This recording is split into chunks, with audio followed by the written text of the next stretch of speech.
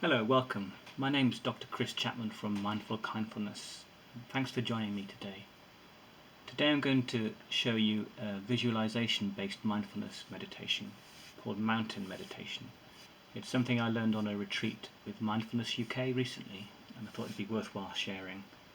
The idea is to use the image and metaphor of a mountain to embody a place of stillness, balance, and equilibrium during change.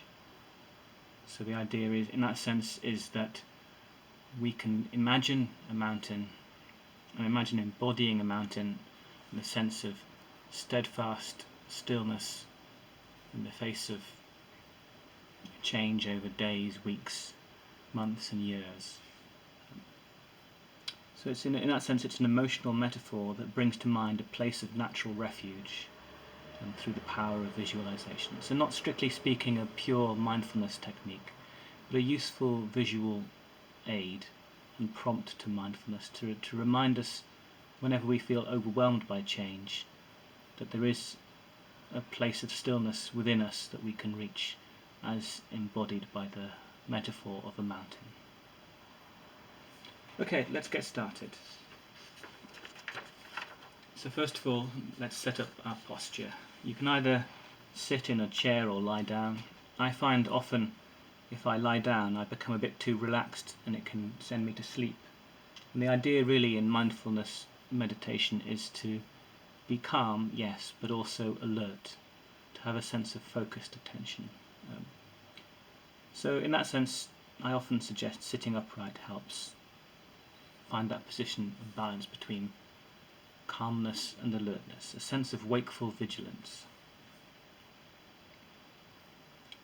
Perhaps feel your feet grounded on the floor. Relax your shoulders. Rest the hands on the lap. Straighten the spine so you're sitting in a dignified position. And most importantly, find a position that works for you. Everyone has different bodies, different aches and pains. So if sitting in a chair is painful for you, for example, that's fine. Just choose a different position, a different location. Just find somewhere and some way in which you can feel both comfortable and yet alert.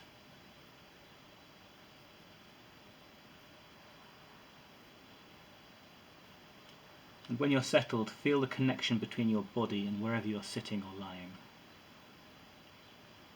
Perhaps the contact between the soles of the feet and the cool tiled or wooden floor beneath them, or perhaps it's the rough or texture of the carpet that you can sense. Notice also the contact between the body and the chair or wherever you're sitting or lying. Areas of tension and relaxation, different places where you feel pressure as your weight is distributed. And notice the contact between the hands as they rest on the lap at your sides. So bring your mind to the present. Stop thinking about where you've just been or where you'll go to next. Just use your senses to bring yourself here and now, especially in this case with the sense of touch.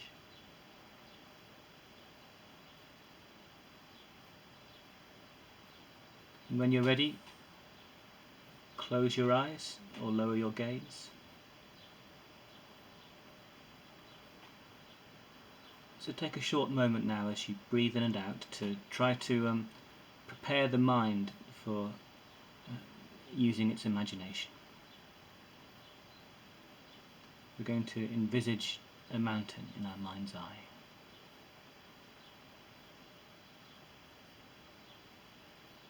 So there's no need to worry about what kind of mountain you're going to choose. Just bring to mind a mountain. It could be an imaginary one or one that you know in real life. And we'll just take a while to kind of populate the details. It could be a mountain that you've seen in a film or read about in a book. I grew up in Malvern in Worcestershire, so I always like to recall the Worcestershire Beacon, the highest peak in the Malvern Hills. It may not technically be tall enough to be a mountain, but it's definitely a place of natural beauty and personal refuge. Happy memories.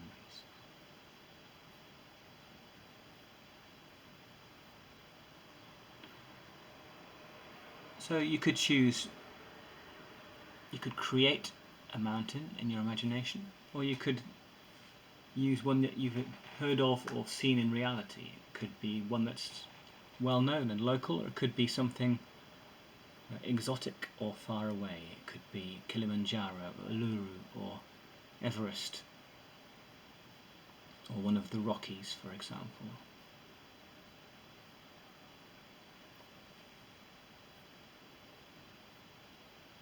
So let's think about the general features of your mountain first of all. Does it have gentle slopes or steep sides? Does it have one peak or many?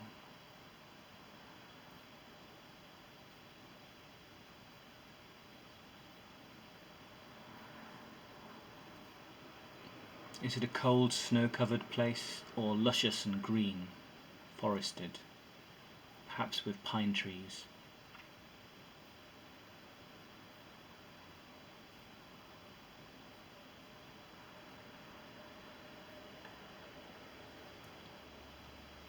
Take a moment to think about how big your mountain is, its scale. Is it small and familiar, or vast and tall?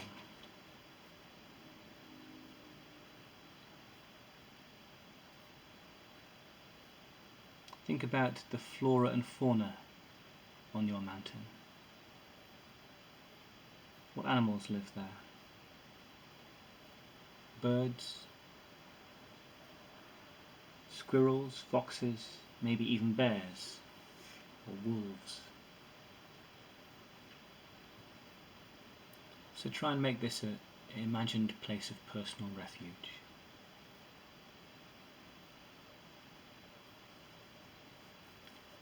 Imagine the foliage. Is it grass covered or barren? Are there trees, gorse, heather, flowers, or maybe a dense pine forest?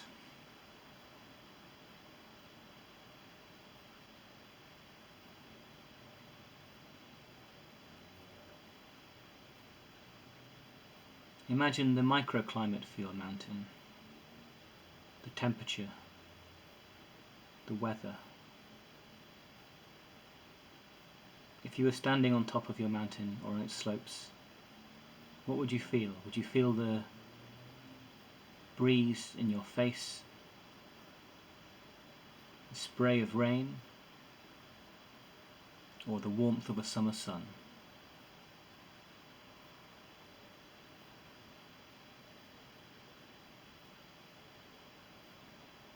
Imagine the sounds that you could hear as you stand on the peak or on the slopes. Perhaps the sound of birds singing. Could be the chatter of small animals in the spring, or a trickling brook, or maybe the rustle of leaves as the wind blows through the trees, or the swish of grass on the lower slopes.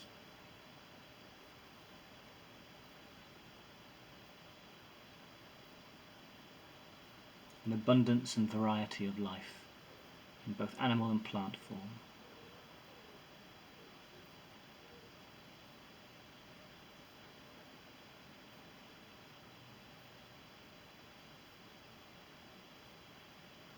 So your mountain doesn't need to be perfect in your imagination. You just need to kind of bring to mind the sensory experience of a natural refuge. And we'll use that mountain that you've recalled or imagined as an emotional metaphor. So imagine standing a distance away from the mountain. Maybe raise your head, even if your eyes are closed. Imagine looking up at the peak or peaks, and seeing how they pierce the clouds to reach a clear blue sky.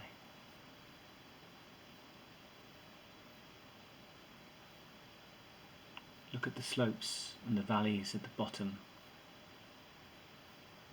Notice how solid, grounded, permanent the mountain is. And now in your mind's eye, get a little closer to the mountain. Imagine being on its slopes. Feeling of using your muscles as you walk or hike or climb even the sides of the mountain. Going over rock, grass, between the trees. Perhaps following a path, or perhaps climbing a natural face.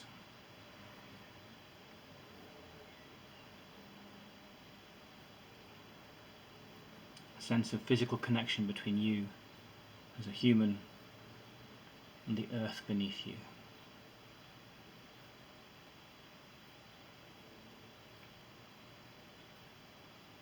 So as you breathe in and breathe out, imagine now embodying the mountain. Embodying the still, strong energy of the mountain you've recalled or imagined. So think about your head and shoulders as the peak and upper slopes. Perhaps your torso and waist, the vast sides, and your legs and feet, the valley floor at the feet of the mountain.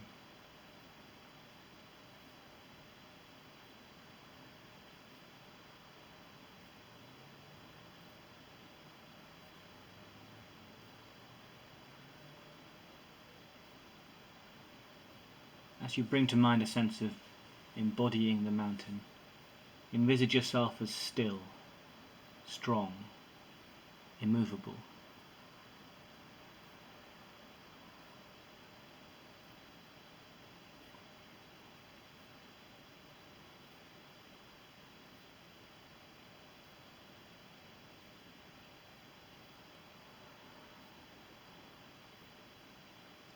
So from this place of stillness, we can now look at the change around us.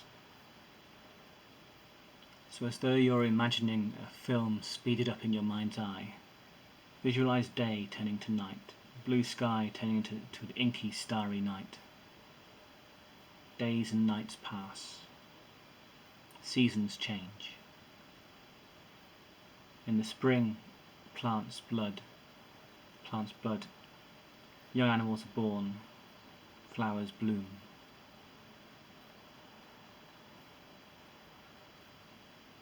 The slopes become green with life. Then comes the heat of summer, perhaps with a sense of dryness as the earth loses its moisture. I always like to recall the smell of warm pine needles on a forest floor on the slopes of my mountain.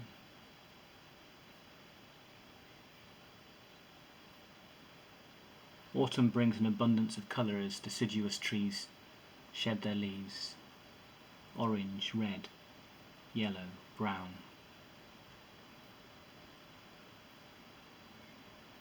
All those forest fruits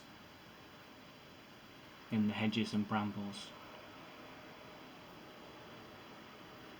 And then comes the cold stillness of winter, perhaps with icy storms and deep frosts.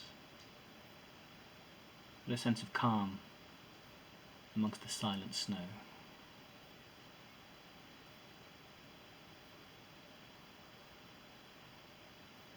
So as the days and nights pass and the seasons merge, throughout all these changes on its slopes, the mountain looks on in an unmoving stillness, connected to all the changing life on its slopes, but still a source of stillness, balance, and continuity amongst all these changes. Sometimes there are grey clouds, cool skies, sometimes angry cumulonimbus and torrential rain, or often bright sunshine. Visitors come and go with the passing seasons. Crowds in the summer bringing picnics, chatter, laughter. In winter, fewer visitors, perhaps just the hardy odd dog walker. And yet throughout these seasons, throughout the days and nights, the mountain remains unchanged. A calming presence, permanent, immovable.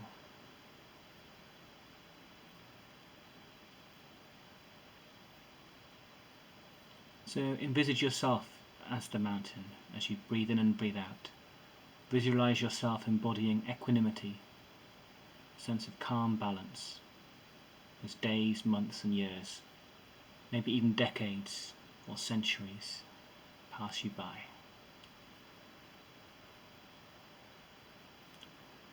So we all experience change in our lives, good and bad days, good and bad years. But we can cultivate a sense of equanimity, a degree of balance and perspective as we live through such change. And this visualization exercise helps us connect to that feeling of refuge in the continuity and stillness of nature, and the idea of balance and permanence in a changing world that a mountain embodies. So we can aim to be okay in ourselves regardless of whether we're having a good or bad day. To develop a sense of detached observation, a balanced perspective in the face of good times and bad. Perhaps when you feel overwhelmed or out of balance, as we all do sometimes, it might help to remember as a prompt, kind of the visual metaphor and steadfast stillness of a mountain.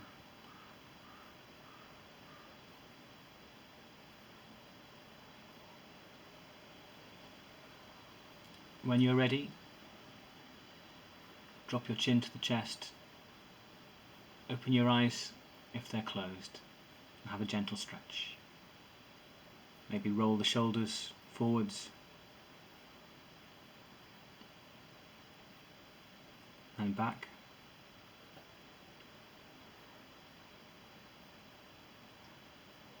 Wiggle the extremities, the fingers and toes. Maybe flex the wrists gently. Adjust the neck if it's a little stiff. At the end of a meditation, I always want to encourage people to have a sense of zanshin, a sense of calm or balance that you can get sometimes in a meditation. Shouldn't be just for the short time that you meditate. The idea with the sense of zanshin, or in Japanese martial arts philosophy, remaining body, remaining mind, is to try and carry through the sense of physical and emotional stillness that you cultivate in your meditation to your next activity and the rest of the day. The aim of meditation is to practice the skill of mindfulness so that we can apply it in our everyday lives, not just when we meditate, so we can be mindful at home, school, work or in sport. So I hope you've enjoyed today's meditation. It's slightly different, it's not a straight up mindful meditation because it involves a degree of visualization, but I think it's a useful prompt and a good variation. If you want to find out more about how I use mindfulness and compassion to help people be kinder to themselves, especially when it comes to looking at issues around sports performance, please feel free to have a look at my website www.mindfulkindfulness.co.uk. Thank you for sharing this with me, and be kind, take care. Thank you.